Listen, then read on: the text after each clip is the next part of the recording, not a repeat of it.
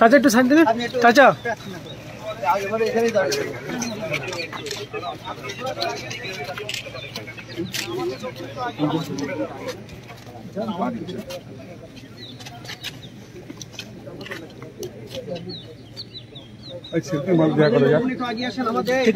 ঠিক আছে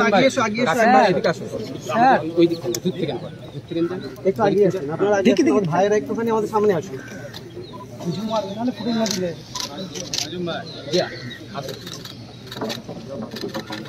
ঠিক আছে